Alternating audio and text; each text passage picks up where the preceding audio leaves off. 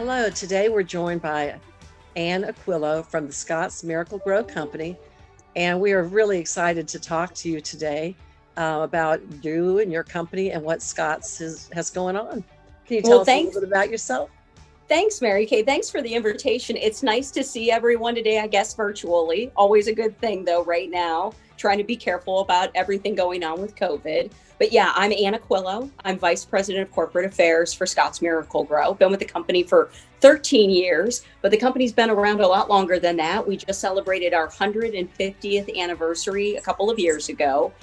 Started in a little town in Marysville, Ohio, and we've been there ever since. That's where our world headquarters is, and we still operate the original storefront that our founder, O.M. Scott, used as his hardware store when he started the business all those years ago. We have about 6,000 associates. We have about 80 different locations across the country. We're a predominantly North American company, and we're proud to be citizens of Jackson, Georgia, where we have one of our largest growing media facilities, where we do soils and mulches, things along those lines to help people grow in the kind of major metropolitan area near Atlanta.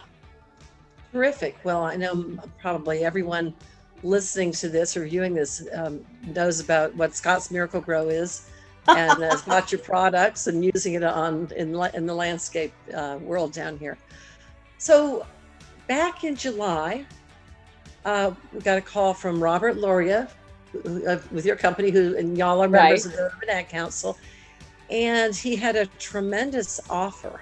He wanted to tell us about a donation that an effort Scott's was doing with face shields to go to the first responders and such. So tell us how this happened and what y'all did.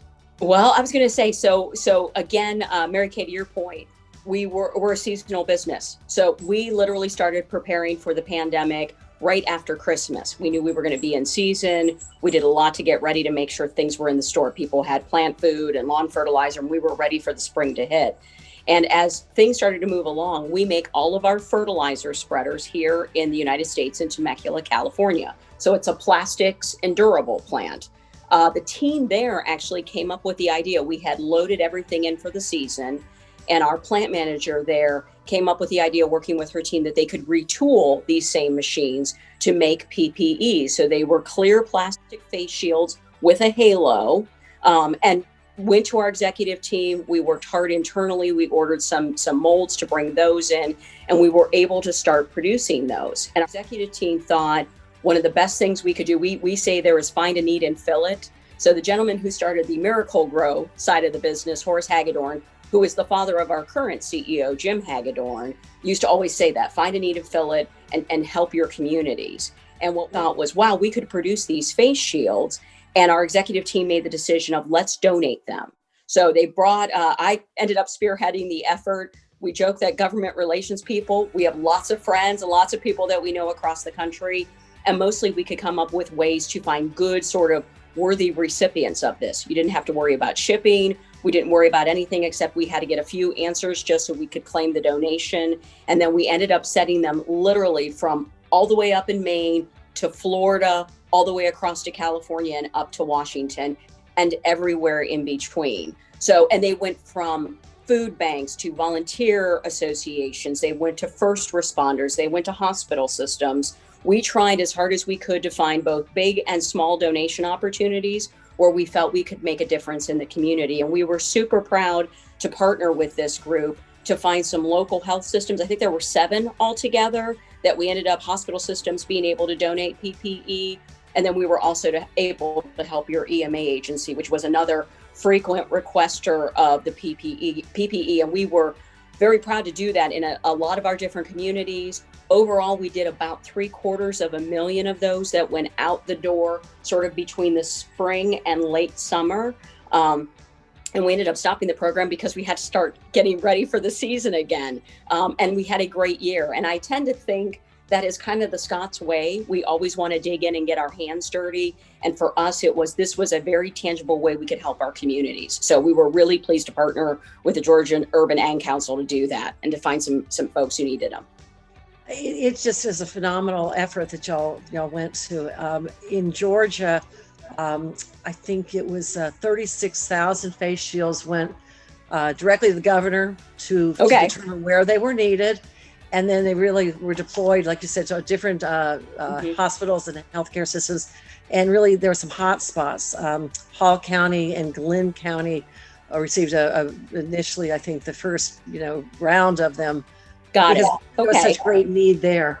But I think your point where you have your government relations folks knew who to get in touch with, so they would get right to the source. And I know they contacted us and our government relations person, Brian Tolar, who I work very, who very is closely great to work with. Yes, and immediately said, yes, I can totally help you do that. And I think to your point, that was the most rewarding thing is, again, we're a very cross-functional group. Everybody kind of pitches in. And we're sort of the problem solvers, give us something to do. And again, we couldn't travel like we normally do. So being able to put our effort and our time into building this relationship and getting things out in the right hands really made us happy as a team as well, too. That's just terrific. And I know that the recipients of those face shields were just overwhelmed with gratitude. And I love to see some of the photographs that have come through and read the press releases and just the